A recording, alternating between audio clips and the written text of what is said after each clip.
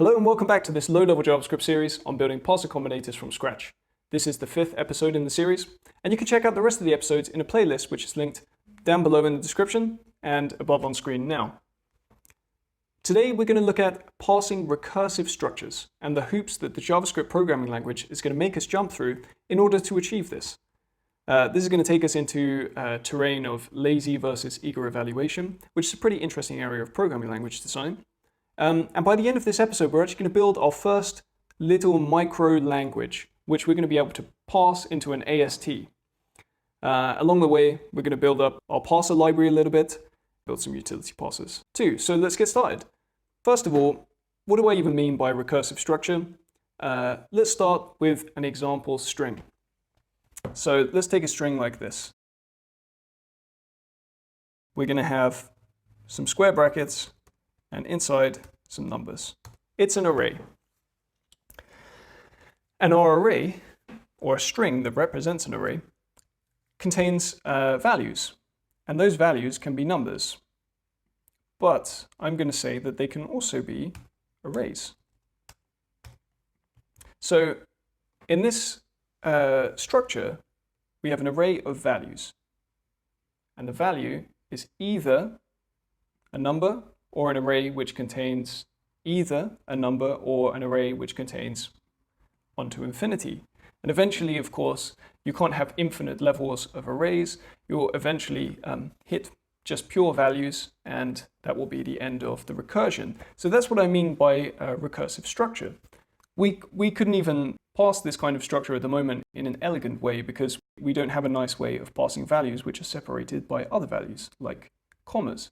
So let's do that now. Let's delete the stuff from the last episode, and let's go and write a parser, a utility parser called sepby, which can allow us to capture values which are separated by some other parser. So we'll put it here under many. Sepby is actually a lot like many. Many captures the same value again and again and again until it can't capture any more of those and then gives them back in an array.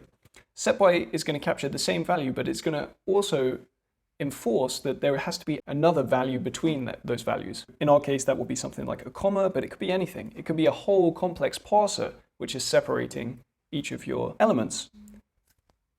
So we're going to take two arguments. We're of course going to need the separator parser, and we're going to curry this so that we can use it in a useful way, just like between. And we're going to use the value parser, and then we'll do our regular returning a new parser that takes a parser state function. Okay, and just like many, we're going to need our results array. And we're going to need a variable to keep track of the next state as we keep advancing. That will initially be set to the original parser state. And we're going to need a way to iterate so that we can keep capturing results. So I'm going to use a while loop for that. And in the condition of the while loop, I'm actually just going to put true. Because we're going to use the mechanics of while and the break statement to actually end the iteration. So the first thing we want to do is to try to capture our first value, because that's the thing we want. So I'm just going to call it the thing we want. And it's going to be a new state, of course. So what we want to do is to take our value parser and run its parser state transformer function on the next state.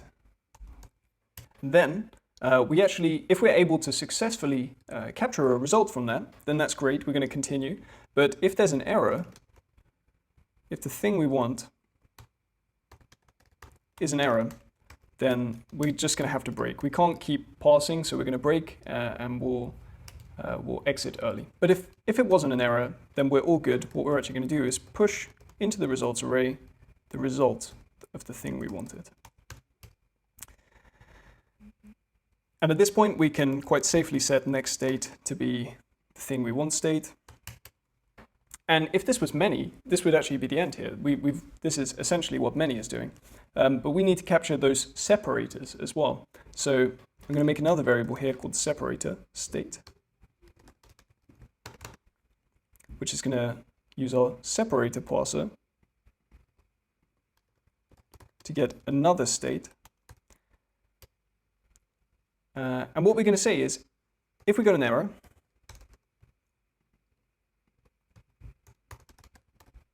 we're going to break, just like we did with the value. And if we didn't, well, we don't need to keep track of this result. We only need to set the next state to be the separator state. And then when we've finally broken out of the loop, all we really need to do is to return update parser result with the last valid state, which is in next state, and our results array. So this is set by. And just like many, it will never ever fail. There's no way for this to throw an error. We always just sort of give you the last valid state and give you whatever is in the results array, which may very well be an empty array. And we may just give you back the original parser state. For many things, that's what you want to do. You want the ability to capture 0 items, but in many cases, you also want to be able to capture at least 1. So just like many, we'll write a set by 1, and we'll just add a little extra condition check in here, which says if the results.length is 0, we're going to return an update parser error. We're going to use the original parser state, and we'll say set by 1, unable to capture any results at index.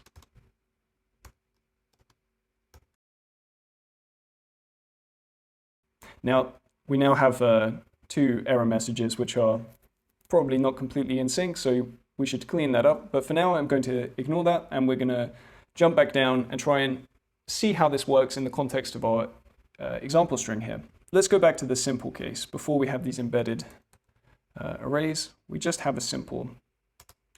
So the first thing we need to do is to get a between brackets or a between square brackets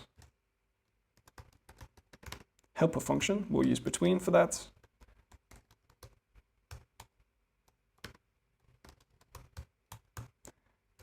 We also now want to use set by to get comma separated values. So I'm going to write something called comma separated. And it's going to use set by, and we're going to say we need the separator to be a comma. And our parser will be, well, we want to catch digits in the end, but they need to be separated by commas, so we'll wrap that in a comma separated, and we want the comma separated values to be between square brackets.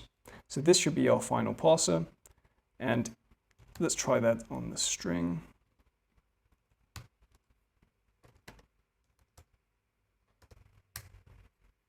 And here we see our captured results. Perfect. But now let's try to go back and implement the recursive structure. We were trying to say that the values, which would be comma separated, would be digits, but now that's not true. They could be digits, or they could be arrays of digits. So let's say the value is a choice between digits and the parser, but let's rename this. Let's call it the array parser. And now we need to say comma separated values. So each of those values could be either digits or an array parser.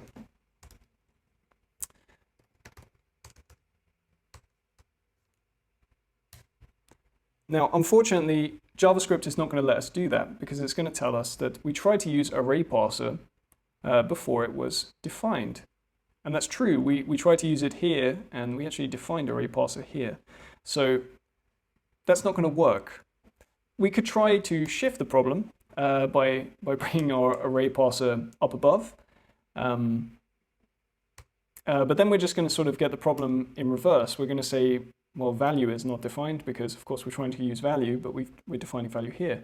And we get this kind of snake eating its own tail effect of we want to define both of these parsers in terms of each other. If you haven't worked with so-called lazy languages, you might be tempted to think that this is just invalid. You shouldn't be able to say this. But JavaScript is not going to let us do it because JavaScript is what we'd call an eager language, which basically means that when you want to supply arguments to a function or something like that, or we're trying to give JavaScript some information here, it needs to know exactly what these things are at the moment that you supply them to the function, in this case choice, even though choice is not going to be called because choice will return us an object which we're actually going to use later. We're not even going to use it immediately, but still it's going to need it up front, and that's because JavaScript is eager. In contrast, some other languages are lazily evaluated, and that basically means they wait until the final moment to actually evaluate what these things are. The choice is only going to peek inside the box of what array parser is when it finally comes to try and use it. So in a lazy language, we'd have no problem here, but since JavaScript is eager, we're going to have to work around it and try to figure out a way that we can turn our values into lazy values. So how could we even do that? Let's just comment all of this out for now and think about something like this. We have a value and it's equal to 42. It's immediately equal to 42, and we can quite happily log that out.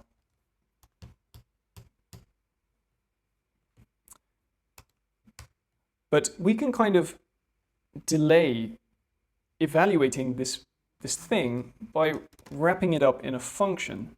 And so now value is a function that when we call it is always going to give us this number 42. And so we can kind of delay getting that value. But it works pretty much the same way. Now imagine we did something like this. We don't have any variables called, well, we don't have any values called definitely not here. But if we try to run this program, it works completely fine. If we actually call the value, then we're going to see the reference error definitely not here is not defined. So in a way, you can see that we were able, by wrapping this up in a function, to delay the assessment of this variable. And just to illustrate this, we can assign definitely not here a value down here, and then call value afterwards. And we'll actually see this value 42. So this is a much simpler version of what we have up here, and it's not really like the final solution because none of these things are parsers and we need them to be actual parsers when we're moving them around. But we're getting close. We're getting close to a lazy value. So this kind of function is known as a thunk. A thunk is basically a function that doesn't take any arguments and always returns a value of some kind.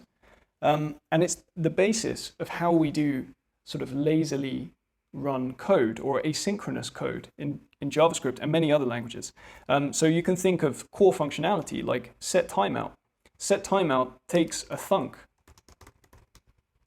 We get a value and we do something in here and we say, hey, after 400 milliseconds, run the code in here.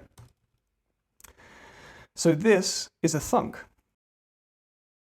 Now, you might wonder why this even works and how the mechanics of this being assigned, and maybe you've heard of hoisting and all of these kind of things, but it's actually much simpler than that. There's no crazy JavaScript semantics involved here.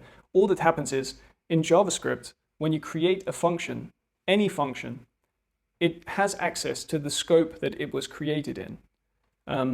And the scope that we've created in is just, the top level scope of this file. It doesn't matter that later on we put this variable inside the scope. Value has access to this because it's in scope. Now, how can we use all of this to actually solve our problem, which is one of trying to define parsers in terms of each other?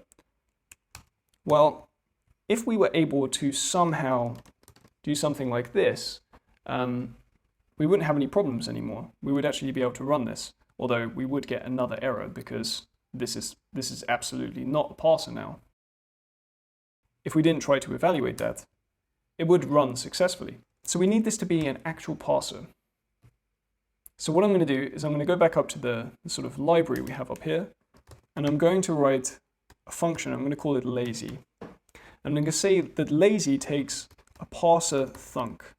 That is a thunk that will return a parser as an argument, and then what's going to happen is we're going to return a new parser, which we have the parser state, all the traditional things, but in here we'll say our parser is going to be the result of running the thunk. So now we actually have a concrete parser. Before we had one that was potentially a parser, and now we have one that is definitely a parser. And this whole thing is definitely a parser.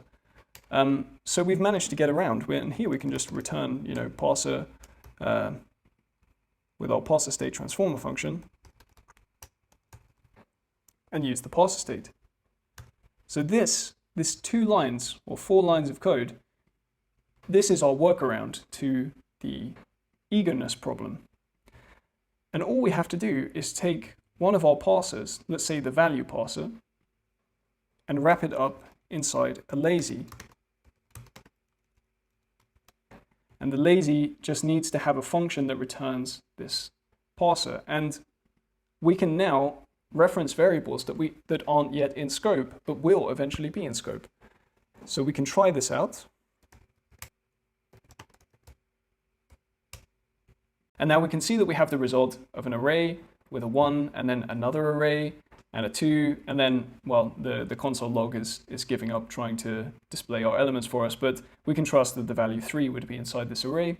And so we've been able to capture recursive results.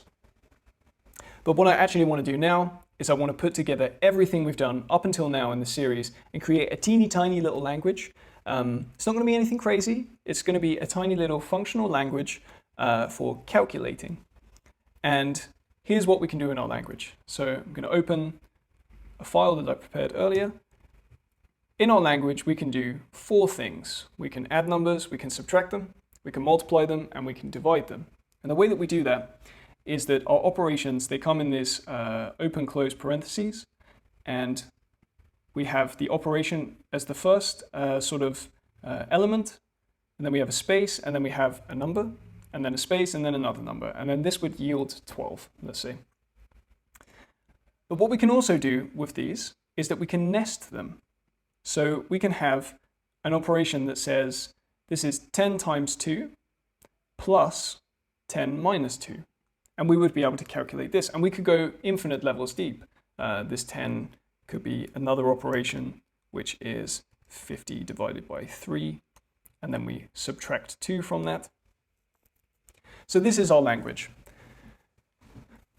Now, before we can actually build a parser for that in a separate file, we need to actually go back to the other one, and we need to actually export all the stuff that we have in our parser library so that we can consume it in another file. So what I'm going to do is I'm going to fold all. I'm going to comment this stuff out because it's not going to be part of our library. And then we're going to have our module exports. And here we're just going to export all the useful things that we want to have. So that's going to be string, letters, digits, sequence of, choice, many, many, one, set by 1, between, and lazy. So let's take all of those and let's export them as a module.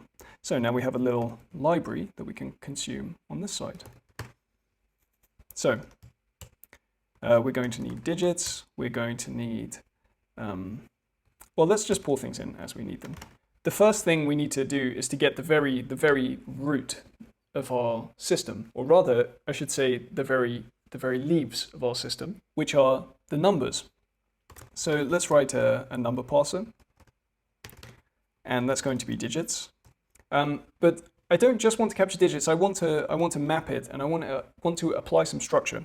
So I want to take what we pass, and I want to return an object that has a type. The type is going to be number, and it's going to have a value, which will be just what we've passed, but then cast into a number. Next, we can pass the possible operators of our language. To do that, we're going to need to have the string parser, and we're going to need choice, since we've got different ones that could be. So let's call this the operator parser. And that will be a choice between the string plus and the string minus, star, and slash for divide. So after we have our operators, we can try to write the actual operation itself, and I'm going to call this whole thing an operation. So what is an operation? Well, an operation is a sequence of things, so I'm going to pull in a sequence of, And it's also between these brackets, so I'm going to pull in between as well. And we'll write a little utility up here before we do anything else, which is between brackets.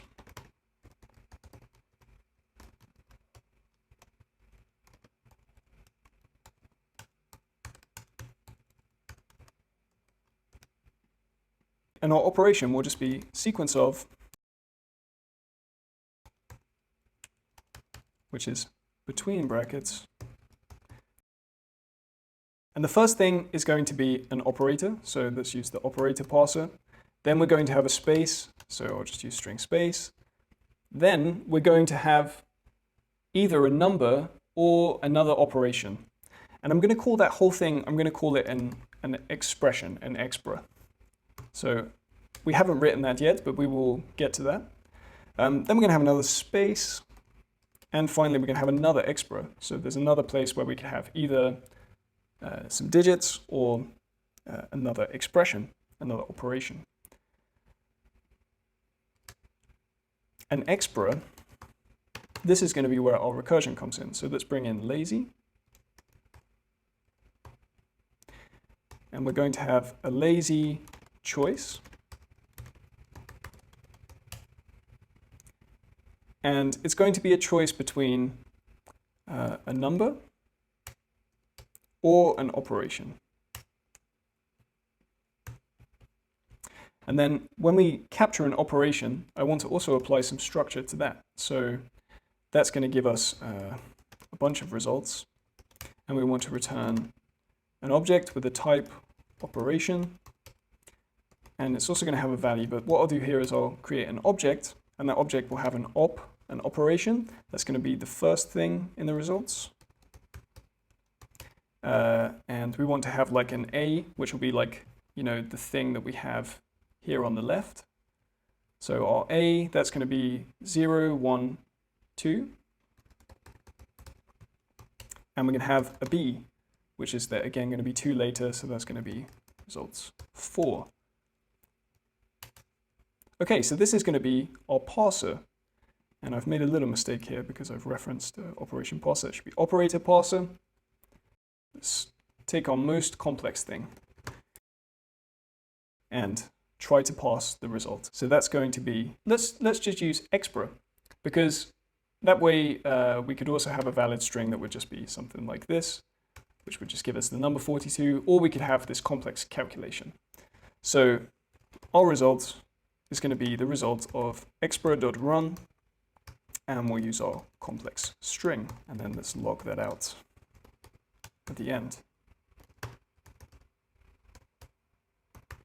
Run our micro language, and as you can see, we got the input, we're able to parse it without any errors, and we have this tree, and we can't see very far into this tree. So what I'm going to do is I'm going to come in, I'm going to stringify this, and I'm going to use the magical third argument, which lets us apply formatting. And now we can see the tree structure that we've built. Let's do this on the result.result so that we only get the structure. So here we have type operation with a value, and the operation is going to be an add, and the A part is going to be another operation. And the value of that operation is going to be a multiply operation. The A part of that is going to be a number whose value is 10. With a B, which is a number with a value of 2, and so on. And you can see that the recursion goes down in the structure. This is our so-called abstract syntax tree. Now, it wouldn't be much fun if we couldn't actually run this language. So let's also write an evaluator for this language, an interpreter. So I'm going to write a function here called evaluate. And evaluate is going to take some kind of part of this tree. Now, there's a reason that I made everything an object with a type and a value, and that's because we can treat all of these things as if they're one type. So that type, I'm going to call it a node of the tree. And all we really have to do is to look at the type of the node to determine what we should do. If the node.type is a number, then we simply have to return the node.value. So in the case that we pass in 42, we'll just get back 42 immediately. If, however, the node type is an operation, then we need to execute that operation somehow. So operations always have the same thing. They have a type, which is the plus, minus, divide, multiply, and they have an A and a B. And so all we need to do is to work out which kind of operation we should do. So if node.value.op is equal to plus, is equal to add, then we will return evaluate. So we'll recursively call evaluate here, node.value.a, because A is going to be a branch of the tree. And we're just going to add that to the result of evaluate B. And this is the reason this is going to work is because even if there's an operation in here, all that's going to happen is evaluate will get called again, and eventually we will always end up here at number. And so all of these things will eventually come back as these kind of number operations, and they will get added together. Or if it happens to be a different kind of operation like subtract, they'll be subtracted. And so on for the 4 operations we have.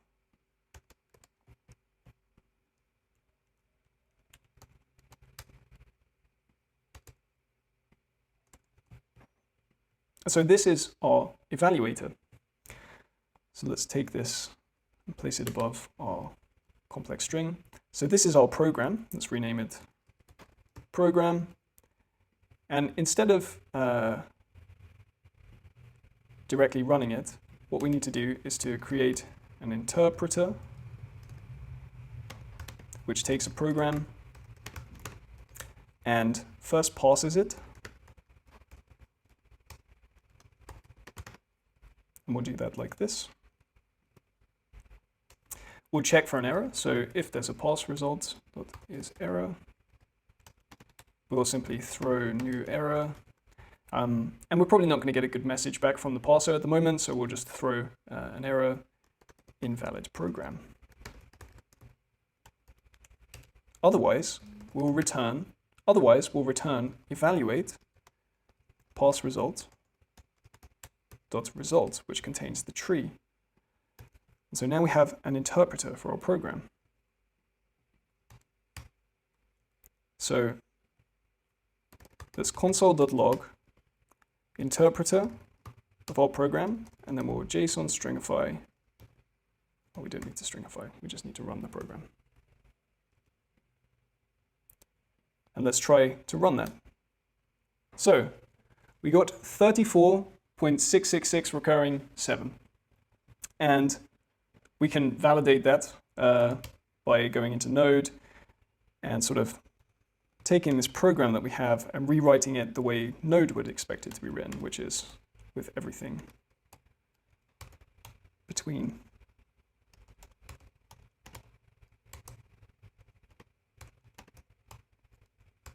And Node would be able to simplify this out, but we can see we got the same result. So to recap, we hit a big milestone today in the Parser Combinator system. We wrote a solution to get around JavaScript's eagerness using thunks. And we used that solution to allow us to write parsers that are recursive and are defined in terms of each other.